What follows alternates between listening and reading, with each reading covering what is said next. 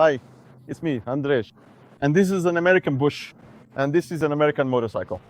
It's pretty interesting that I flew halfway around the world. It was worth it to ride the first electric Harley, but it's strange that we're not doing this in a more American setting. Oh well. Let me summarize a bit at the beginning. What's going on? Because I tried to shoot a vlog. I'm not sure if the sound will be good enough. There, I explained the whole Harley ideology behind the Livewire, so I'll quickly sum up that they want to create motorcyclists. They see what's happening, despite the fact that some markets in Europe are still able to grow. They see what's happening in the US, that motorcyclists are getting older, their customers are leaving, and young people aren't interested in motorcycles at all. What are young people interested in? When it comes to getting around, it's usually electric scooters and mopeds, the things we see scattered all over the streets and sidewalks of big cities. So this motorcycle isn't, a toy for teenagers that costs 150,000 zlotys, which no one will buy. It's more like their crown jewel, something top shelf, a proof of what they can do with an electric vehicle. And from this starting point, they will soon begin to offer much simpler, all sorts of electric vehicles to bring people joy riding them around the city. Because you know how Harley, if they do something, they do it in their own style. And no matter what people say, whether you like it or not, I know, I get it. Electric things can be razors or vacuum cleaners. Okay, I understand. But there are also people who don't care whether it's electric or combustion. And there are those who, for example, drive hybrids cars and realize, hey, this electric thing isn't so bad. And maybe they'd actually consider an electric motorcycle. So what is this machine like overall? It's surprisingly motorcycle-like. The feel under the throttle weight, no, it's not on. It's not on. No other machine reacts like this, even if at high revs, a Super Duke or some other insanely powerful motorcycle is probably even faster than this. None of them have such an instant response. Here, when you twist the throttle, it's just poof. It's there immediately. So the moment when a regular motorcycle still needs to rev up, this one is already way ahead. The flexibility from about 60 to 100 to 120, it's just unbelievable how fast the numbers climb here and how it straightens your arms. If we're good enough, or if we just like to ride this way, then with a quick twist of the throttle and traction control turned off, this motorcycle does exactly what I love, and then it really feels different, but it also turns out to be surprisingly easy to control. Still, I wouldn't exactly recommend doing that. I myself would need to practice a bit and get a feel for this machine, but everything is possible on it.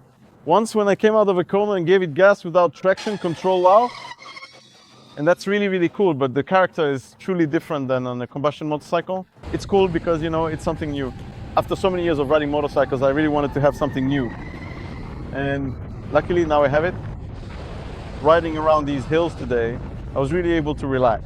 The sound is very distinctive because electric bikes have their own sound. If the wind is blowing, it doesn't really reach us that much. Despite that, or maybe because of it, I was really relaxed while just riding. The wind was rustling softly.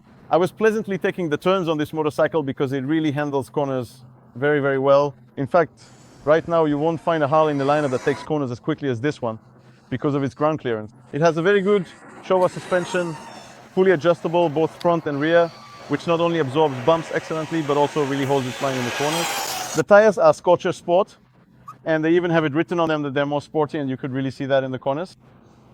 At first, I found it a bit strange to operate the throttle because to increase the range, there are about 7 different riding modes here. There's a mode, and in every mode, engine braking works a bit regeneration, something like that. In any case, it's about recovering energy from braking force. And then you can feel how the motorcycle simply loses speed when you let off the throttle.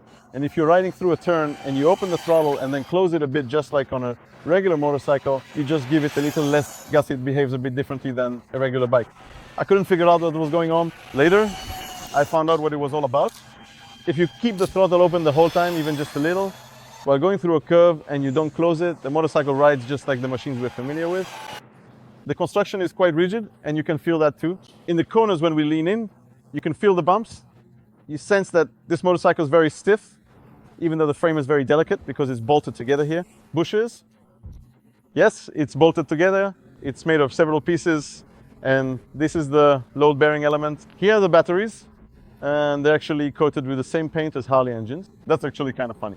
And down here, the engine is exposed, and Harley wanted this to be a distinctive feature of the Livewire and their future electric motorcycle. Just like we now remember the V-twin and it's very distinctive for us, they want future generations interested in electric bikes to associate this kind of element with Harley-Davidson. What else? The brakes are very good despite the fact that, oh, someone's passing by now. Go ahead, go ahead. Aye. Oh, you can't hear it. When we're stopped at a traffic light, the motorcycle even makes these tiny micro movements that we can feel in our seat just to let us know that it's still running. As for the systems, they're like in other motorcycles, now you can display navigation. There's an app for this motorcycle that shows you where the charging stations are.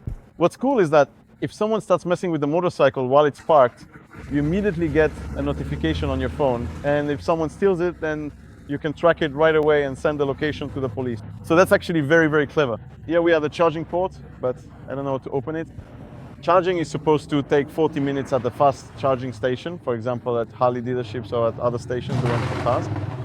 Fast charging, 40 minutes to reach 80%, 60 minutes for a full charge, and such charges will be available at Harley dealerships. For the first 2 years after purchasing this motorcycle, you can charge there completely for free.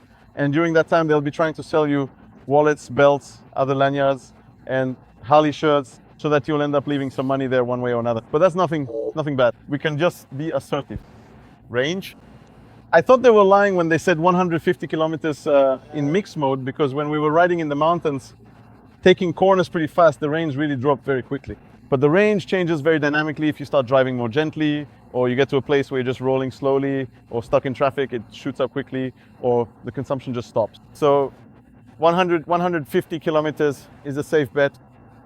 The 230 they promised for city driving, maybe. We didn't cover that much because we had to go to the mountains to see how this motorcycle handles the curves. So feel free to ask any questions about what intrigues you here. Me?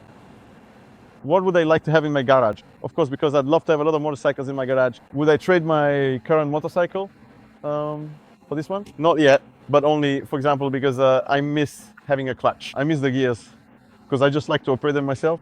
Jacek and I were joking a bit in poor taste that this is a great motorcycle for someone who, for example, doesn't have a left hand or left foot, or even both, because you simply don't have to do anything on the left side.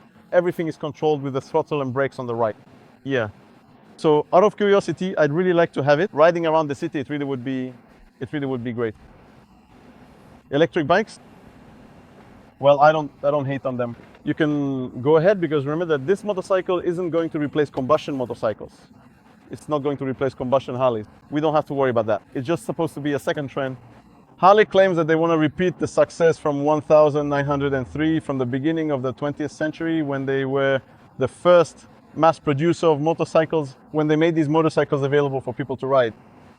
And now they simply want to do the same thing with electric bikes. They want to be the first global company to properly make electric bikes and to provide them to people simply to make them available. Not give them away, but sell them and sell them the service for these motorcycles as well. I think it's possible, because the kids on scooters, they'll grow up someday, they'll want to go faster, they'll want to go farther, and this motorcycle will definitely go faster, and I think soon it will also go much farther, because the battery is going to evolve, and we'll be able to swap it out for ones that last longer and longer. Because in fact, the only thing I still really miss is the range. But apart from that, I really had a great time with this motorcycle. So those who want to hate it, let them hate it. Those who are intrigued should just try riding such a motorcycle and form their own personal opinion. Well, you're funny. Life Warrior, I'll definitely ride it again. And I can't wait for the test in Poland, where I'll invite Maciek Dov to join. That's when it will really happen. Yeah, take care.